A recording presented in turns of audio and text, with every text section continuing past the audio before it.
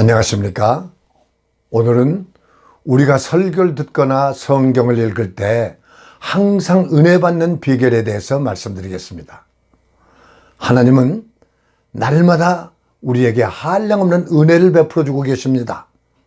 그런데 왜 많은 사람들이 은혜를 받지 못합니까? 그것은 은혜 받을 그릇이 준비되어 있지 못했거나 은혜 받는 방법을 모르기 때문입니다.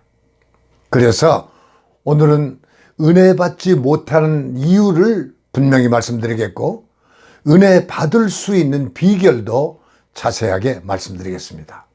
첫째, 성경 말씀을 들을 때 옛날 이야기로만 듣고 오늘의 이야기로 듣지 못하기 때문입니다. 성경에 기록된 모든 말씀, 모든 사건, 모든 일들은 옛날 이야기만이 아니고 오늘 우리 주변에 있는 사건이나 이야기로 들어야 합니다.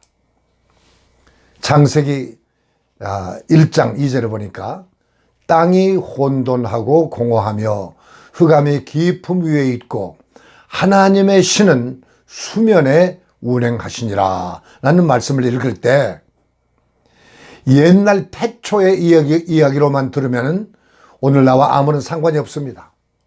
오늘날 우리가 살고 있는 이 시대가 바로 태초의 혼돈과 공허와 흑암에 있는 그때의 똑같은 시대임을 우리가 알아야 됩니다. 우리 한국에 되어가고 있는 모습을 볼까요? 우리 지금 한국에 법이 있다고 생각하십니까? 질서가 있다고 생각하십니까? 진리가 있습니까? 양심적인 행동들이 있습니까? 부정선거, 동성연애, 낙태법, 사기, 횡령, 중상모략 등등 현대 사람들의 삶은 엉망진창인 혼동의 시대라고 우리는 말할 수가 있습니다. 공허하다라고 하는 말은 텅 비어있다는 뜻이죠. 우리가 살고 있는 이 시대는 모든 것을 다 갖추어져 있는, 모든 것이 충만한 시대라고 착각하지만 사실은 그렇지 못합니다. 우리가 살고 있는 이 시대도 텅 비어있는 공허한 시대입니다. 돈은 벌어도 또 모자라서 또 벌어야 되고, 좋은 집, 좋은 가구, 좋은 자동차, 좋은 음식을 먹으면서도 만족이 없습니다. 그래서 우리의 마음은 텅 빈 것 같은 그런 공허한 그런 삶을 살고 있는 것입니다. 흑암이 깊음 위에 있다라는 뜻은 빛이 없는 캄캄함을 말합니다. 지금 우리가 살고 있는 이 시대가 바로 캄캄한 시대입니다. 빛 대신 하나님의 말씀이 없고, 진리가 없고, 정의로움이 없고, 희망이 없고, 하나님의 사랑이 없는 바로 이 시대가 캄캄한 시대가 아니고 무엇입니까? 그래서 이 시대를 흑암의 시대라고 말합니다. 그러므로 성경을 옛날 이야기로만 들어서는 오늘 나와 아무 상관이 없습니다.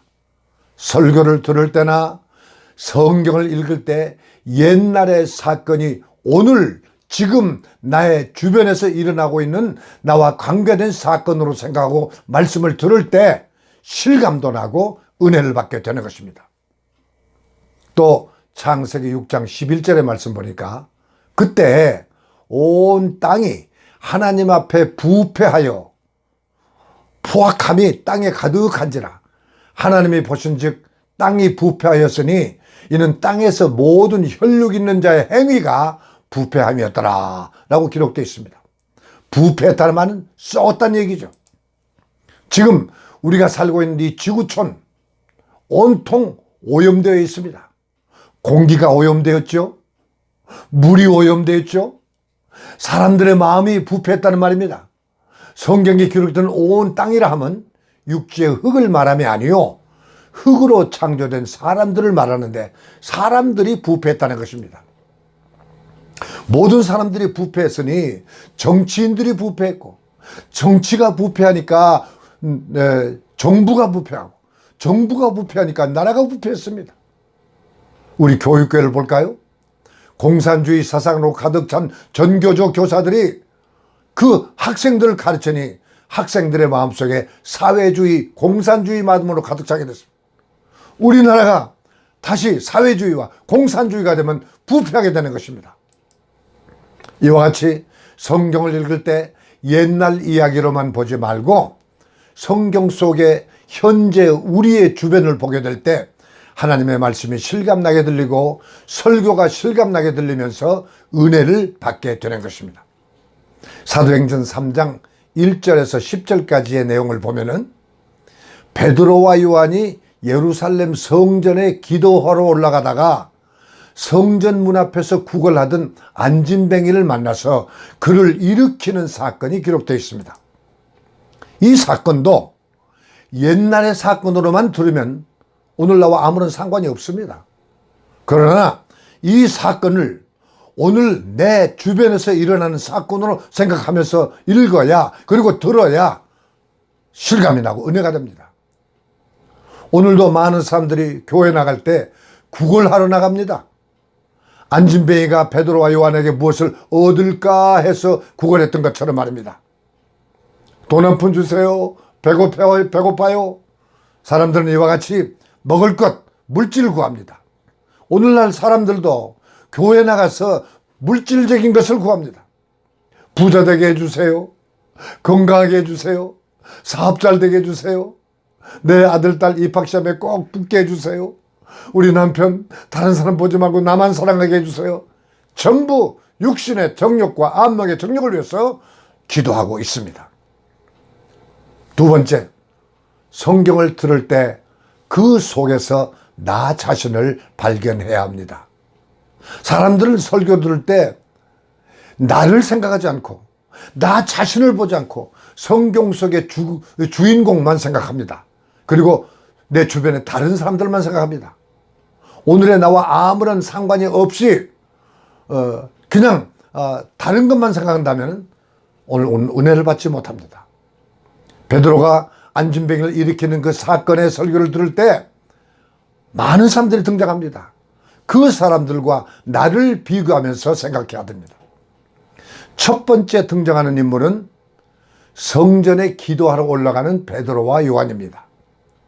베드로와 요한의 이 얘기를 들을 때 베드로가 바로 나가 돼야 되고 요한이 바로 내가 되면서 생각해야 됩니다. 베드로와 요한이 기도하러 성전에 갔는데 나는 무엇 때문에 교회 다닙니까? 베드로는 기도하러 가다가 안진뱅이를 만났는데 안진뱅이에게 복음을 들려주고 예수님의 이름으로 안진뱅이를 일으켰습니다. 그렇다면은 나도 교회 가다가 오다가 내 주변에 안진뱅이 같은 불신자들을 많이 만나게 되는데 그들에게 내가 복음을 들려주고 그들을 예수님의 이름으로 일으켜야 합니다.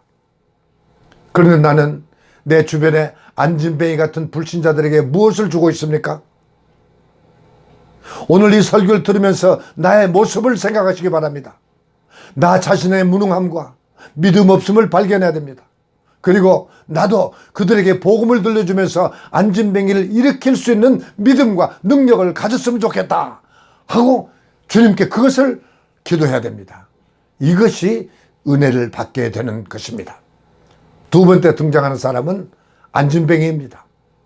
안진뱅이에 대한 설교를 들으면서 나 자신이 안진뱅이임을 깨달아야 됩니다. 안진뱅이는 한 번도 걸어본 적도 없고 일해본 적도 없고 남을 도와본 적도 없고 남을 기쁘게 해준 적도 없고 평생 남에게 구걸만 하며 살고 있는 사람입니다. 내가 바로 저 안진뱅이와 같은 사람이 아닌가 라고 생각할 수가 있습니다. 내가 누구를 도와준 적도 없고 남의 도움으로만 살고 있고 그 나에게 폐만 끼치고 살고 있지 않는가. 그런데 그 성전 문 앞에 앉아있던 그 안진뱅이가 베드로를 만난 후에 완전히 변했습니다. 일어나서 걷고 뛰며 성전 안에 들어가서 하나님을 찬양하지 않았습니까? 내가 바로 저 안진뱅이와 같은 사람이 아닌가? 내가 누구를 도와준 적도 없고 남에게 도움만 받으며 살고 있는 저 안진뱅이가 바로 나 자신이 아닌가?